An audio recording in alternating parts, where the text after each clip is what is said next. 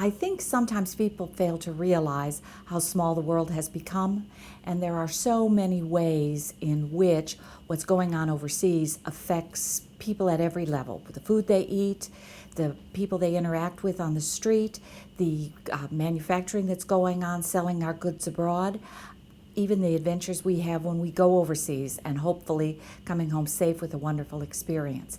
And the Foreign Service helps to make all of that happen. They facilitate the interaction of the American people with the world, and it's a wonderful job.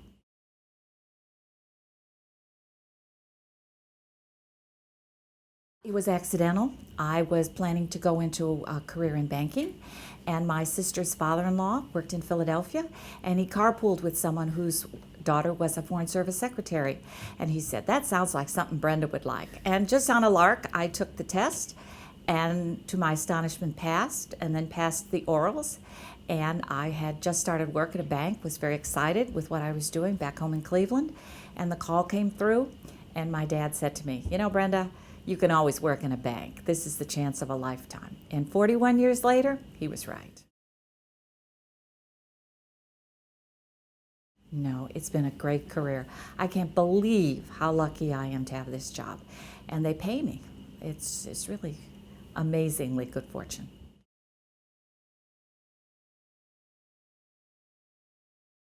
The U.S. passport is your ticket to the world, but more importantly, it's your ticket to come back home to the United States. And in 1989, only 7 million Americans had passports. Today, over 120 million Americans, or almost 40% of the American public, have passports. And it means Americans are going overseas, both as tourists, as students, and as business people. And that's a good thing for the United States. We work very hard to make sure that our passports are adjudicated to the highest standards, that they only go to the people who are entitled to receive them. But more importantly, or just as importantly, we work very, very hard to make sure that they're counterfeit proof. And we've done a very good job of that. I think by common acceptance, we are the gold standards for identity documents around the world, a point that the Congress likes to remind me of on a regular basis.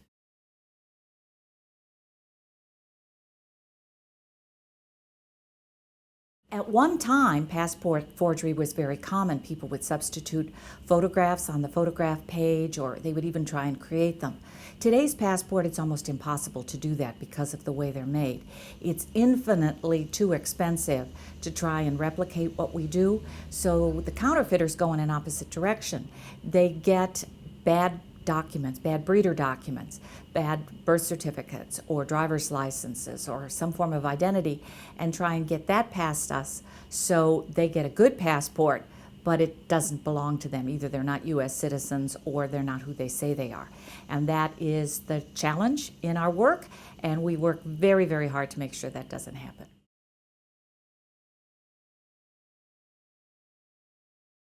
My primary responsibility is to issue passports in a timely manner and to make sure that they only go to the people to whom they are supposed to go. We also do a lot of work interacting with other governments about their identity documents and our identity documents, so that our folks at Customs and Border Protection can be very confident of the documents that are being presented by foreigners here in the United States, and conversely, that our documents are accepted by border officials in other places around the world. So that's where that's the primary responsibility. We have 29 passport agencies around the country. We have roughly 3,000 people working on this, about half of them government employees, half of them contractors. And we are very proud of the fact that we make our service timeline, which is 4 to 6 weeks for regular service, under 3 weeks for expedited service, and we meet that more than 99% of the time.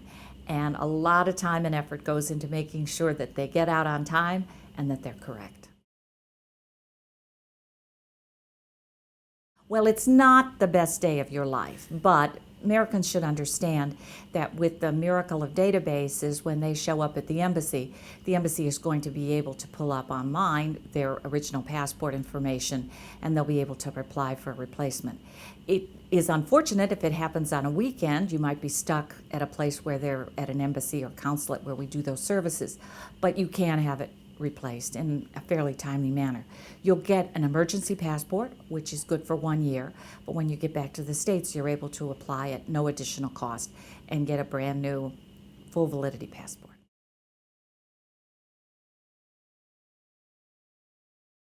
I have very strong feelings about that. In my career, I have worked for some really terrific people, and two of my absolutely favorite bosses were killed in the line of duty. Ray Hunt, who was my mentor, was killed by the Red Brigade in Rome, and Arnie Rafel, with whom I worked for many years, was killed in the same air crash as President Zia in Pakistan. And the dangers of life in the Foreign Service, I think sometimes are understated. You're out there representing the United States, and you need to be visible, you need to interact, and that means that you have to put yourself at risk. And the people of the Foreign Service do that with great confidence, with great courage, and with really no reservations. They know why they're there, and they do it. Is it more dangerous? I think diplomatic security is infinitely more sophisticated in addressing the threats, but the risk is out there, and it's something you worry about every single day when you are abroad, especially as a management officer or a security officer, and I've worked in both areas, but it doesn't stop people from getting their job done. Diplomatic security is the security arm of the State Department.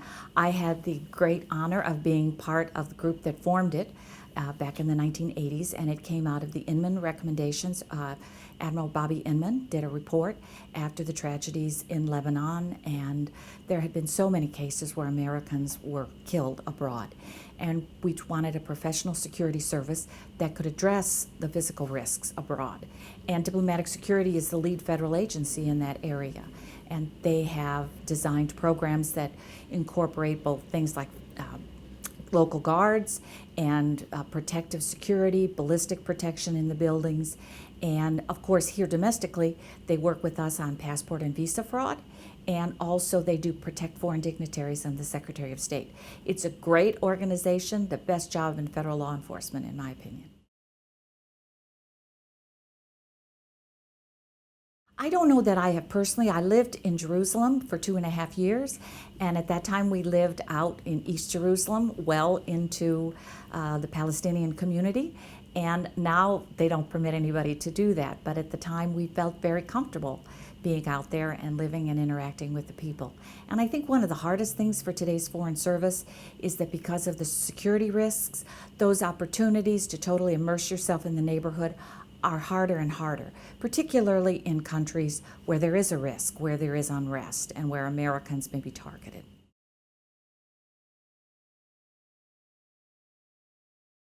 Political military affairs really is the point where the State Department interacts with the defense community. And they try and put into the discussion at the national security level the diplomatic issues and interests that are at stake. And you look at not merely how do you defend this wall or whatever, but how do you create a relationship with a country where they will be your ally, they will stand with you, that they have the equipment and training that they need to get the job done. And it was a great bureau. I loved working there. It continues to grow and thrive. They have lots of other duties. But that intersection between diplomacy and national security and national defense that is created there is a very interesting one. And I think that when you look at the relationship that existed between Defense Secretary Gates and Secretary of State Hillary Clinton, that was absolutely the best you could get, where they both respected each other and worked together to make us as effective as we could be in pursuing American interests abroad. Well, when we used to interact a lot with the military in terms of entertaining foreign military when they would come. And you would find that the military would sort of look at us to make sure they were doing the right thing. They were a little unsettled by it. And generally the Foreign Service officers could paper that over. And then our military are very, very good at interacting. But that first moment at which they weren't exactly sure what the protocol was or what they could talk about or what they couldn't talk about, the Foreign Service does a very good job of doing that initial bridge. And then the Defense Department takes it very well on their own. Best job in the Department of State. I was in charge of the interpreters and translators for 13 years, and we support the White House and, of course, the Secretary of State, but also all of our other cabinet agencies on a reimbursed basis.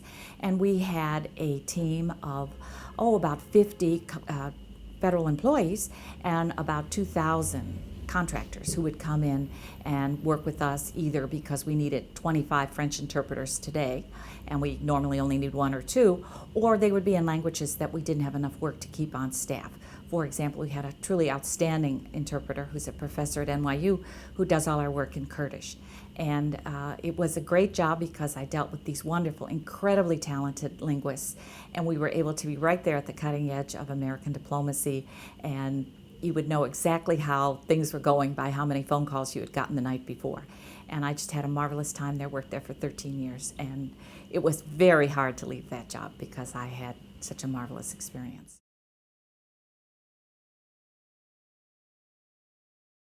It can be very difficult. It's changed a lot. One of the things is that you have to prove that there is a shortage in the cone at the particular level in which you would want to cross over so that you don't disadvantage people who came in that. And you have to demonstrate that you have a capability in that particular cone. I think that there is more flexibility in the early stages of your career than there once were. Obviously, they have to hire for where they think the needs are. And so that's how the initial hiring goes. But then after people are in, everybody, of course, has to do their first tour as a counselor officer. That's something I'm probably most familiar with. And some people do it, and even though they came in as management cone or economic cone or political cone, after they've done that counselor work, they love it, and they want to keep doing it. And so there's frequent migration into the counselor cone from people who just fell in love with it on their first tour. It is a serious business. It's hard in terms of you have to establish that it's in the best interest of the service for this change to go, not just in your personal interests. I've been around for 41 years. As you know from my biography, I was in the Foreign Service and then I converted to civil service. And what I'm struck by now as I watch my colleagues is the sacrifices they make with the constant moving around. And it's not just you that make the sacrifice, it's your family. Your spouse puts their career on hold. Your children give up their soccer team. They don't get to go to the same school every year. They come back their senior year. I have a godson who came back here to Arlington his senior year, and I was heartsick. I just didn't know how he could manage it. And he did fine. And I looked at my own sons who had been with the same group since they were 4 and 5 years old. And it's just that kind of movement and transition that's hard. You're always looking for your next job. You're always under that competition for up and out. It is harder, I think, than the military, because in the military, you move as military, and you always have that community around you. In the Foreign Service, you can go from a very large embassy where there's a large American community to a very small embassy, or you can get evacuated out of an embassy. And you've all just settled into wherever it is, and something happens, and your spouse and children suddenly are gone, and you're faced with a commitment of a year or 18 months or even 2 years of separation. It's hard on the family, it's hard on the individual. It is a lot of sacrifices. It sounds glamorous, it is glamorous, it is fascinating, but it's hard. I never worked at a large embassy. I only worked at consulates and the Sinai Field Mission, and they were none very large. So especially in Jerusalem, we used to go up to Tel Aviv all the time, and I was always glad to get back in the car and go back to the little world in Jerusalem. So I may not be the best person, but I think that the small mission, you have more of a sense of family. Oh, I will tell you, this is very, very early in my career. And I was in Spain, and Francisco Franco had just died, and it was a big, big deal. And they were having a ceremony at the cathedral. And my boss said to me, "Everybody's tied up, Brenda, you have to go and represent us." So I went, and they made me sit in the back seat, and they had the flags flying, and I got out of the car, and I was 24 years old, and the cameras were flashing. I mean, it was just the local press. And the American tourists were all pointing, and I thought, what an honor to be representing the United States. And I've never lost that thrill. It is the greatest honor being in the Foreign Service. that you represent the United States to the world at large. And what could be better than that?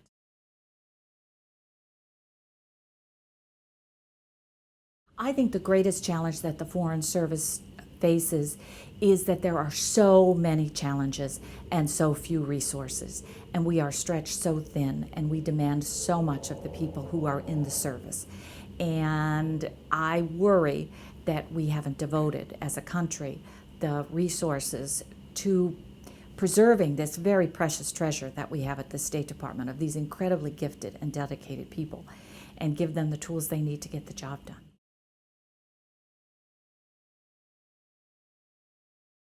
I was very lucky. When I chose to join the Foreign Service, I had no idea what I was doing, and I made a lucky guess. But my undergraduate degree was in business administration, and if you knew my father and my grandfather, they were managers and admin types, and they were very good at it. And it's almost that I was born to do this. I love doing it. When I take Myers-Briggs and other things, it all comes out the same. I really like running an operation, making the trains run on time. And that is what you do as a management officer in the Foreign Service. And the great thing is every day is different. It never gets dull. It always some new challenge. Some of them are crazy challenges, and you laugh about them afterwards, and some of them are tragic. Bringing home bodies from overseas, or breaking the news to Americans that a loved one has died. But most of them are joyful.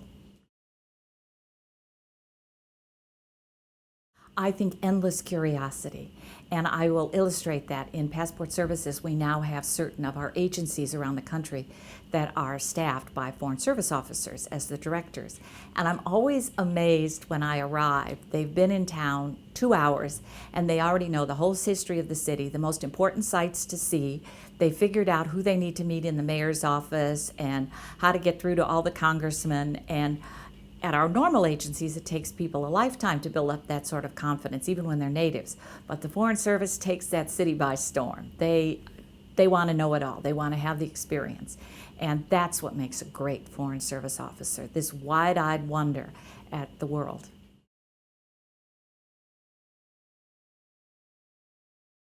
Most of my career, I have worked for career Foreign Service officers, and I have enjoyed that experience.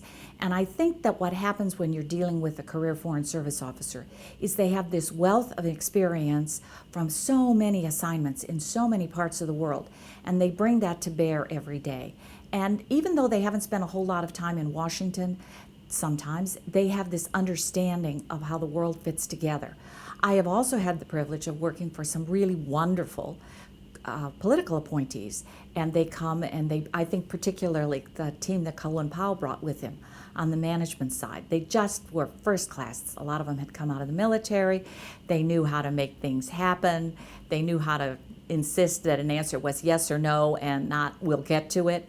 And there was such an energy that they brought, and that was great. And I think that the combination of the two makes for a very strong organization. But the Career Foreign Service does bring that expertise and that understanding of the building, and understanding of the world, and they just, when they speak, they know what they're talking about. And frequently, they will not go out on a limb about something they don't know what they're talking about. And I'm always sort of astonished by that, because I'm perfectly willing to shoot my mouth off on any topic at any time.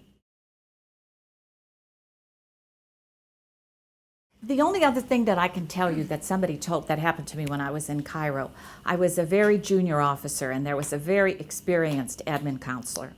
And I was visiting there, and he found me, and he said, "Brenda, I need to show you something." And they were building a building in Cairo, and they had a piece of big earth-moving equipment that they had at the edge of the excavation. And one of the local contractors said, "I can handle this," and drove it right into the hole. So they had this very expensive piece of equipment in the bottom of the hole, and someone else said, "Don't worry, I'll get it out." And he proceeded to drive a second one right on top, thereby destroying both of them. And I remember that the officer, his name was Ralph Scarrett, said to me, "Brenda, this is what it's like to be a management officer in the Foreign Service. You get two pieces of equipment crashing into each other in 10 seconds. And it is that sort of you can't believe what you're seeing is part of being in the Foreign Service.